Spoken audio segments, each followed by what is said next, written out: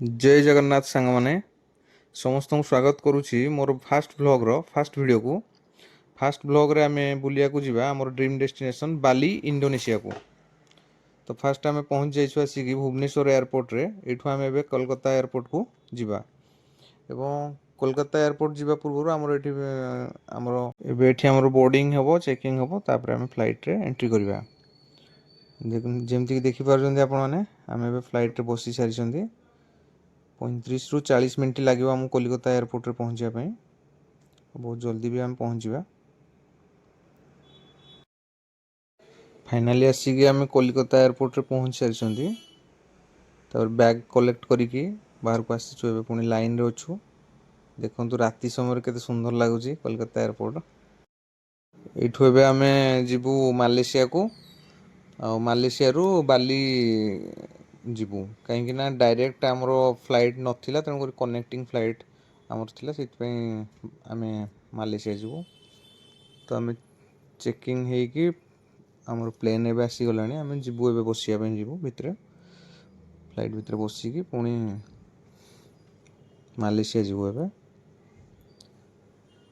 Flight रे देखु हमको खाया को देइछन्ती राइस अच्छी तापर से रुटी अच्छी आउ डाली अच्छी डाल फ्राए अच्छी आउ फ्लाइट रे ड्रिंकिंग भी सुविधा अच्छी जेहेतु मालयेशिया एयरलाइंस से सब सुविधा अच्छी। देखो विंडो रे मुझे देखा आपन को मालयेशिया रे लैंड करिया पूर्व मालयेशिया रो केमती नाइट व्यू रोची। देखो केते सुंदर लगुच राति टाइम रे।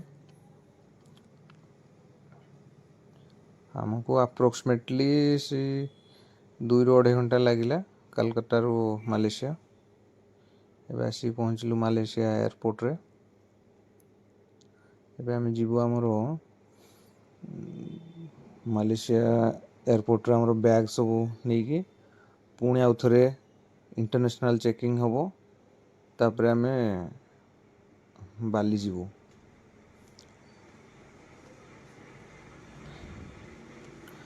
देखो मालयेशिया एयरपोर्ट भी बहुत सुंदर है बहुत बड़ एयरपोर्ट भी मु देखिया भितर जी एयरपोर्ट देखी सब बड़ एयरपोर्ट ये लगुच।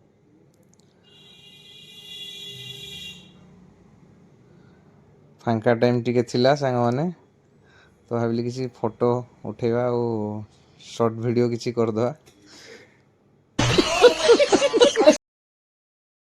तो सांग माने बे बस रे बसिकी आमर मालयेशिया एयरलाइंस रो बस रे बसिकी आम आमर कनेक्टिंग फ्लाइट बाली जीवाई आसी जाइए आमर फ्लाइट। तो से पाख आम जाऊँ एबे।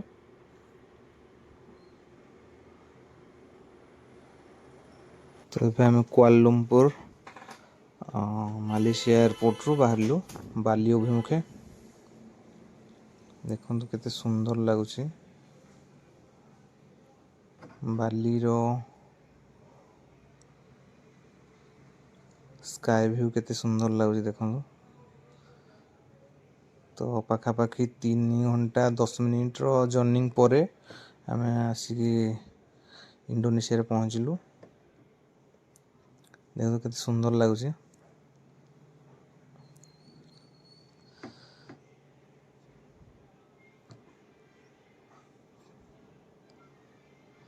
तो फाइनाली एबे आम डेनपासर बाली एयरपोर्ट रे पहुँचले। देखो आम फ्लाइट एवं रनवे अच्छी।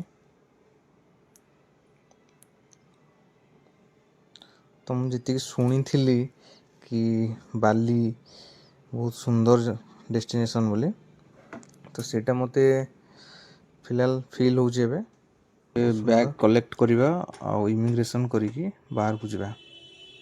तो फाइनाली आम बाहर को आसिलु आमर गाइड को एबे आम देखा पड़ो कौटी अच्छा।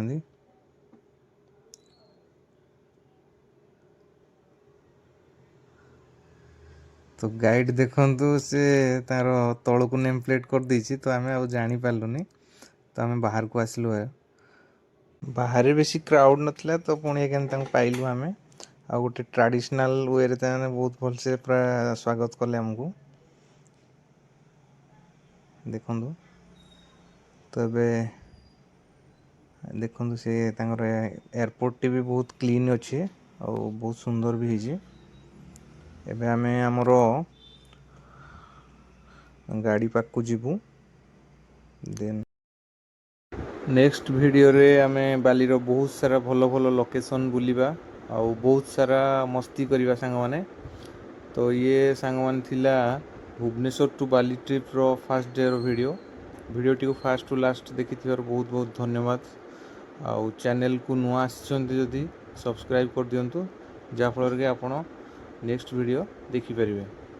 ଆଉ ସାଙ୍ଗମାନଙ୍କୁ କହିବି ଲାଇକ୍ କରିବେ, କମେଣ୍ଟ କରିବେ, ଯାହାଫଳରେ କି ମୋର ଭିଡ଼ିଓରେ କେଉଁଠି ଭୁଲ ରହିଛି ଠିକ୍ ରହିଛି ସେଇଟା ମୁଁ ଜାଣିପାରିବି ଆଉ ଭିଡ଼ିଓକୁ ଆଉ ଟିକେ ଇମ୍ପ୍ରୁଭମେଣ୍ଟ ବି କରିପାରିବି।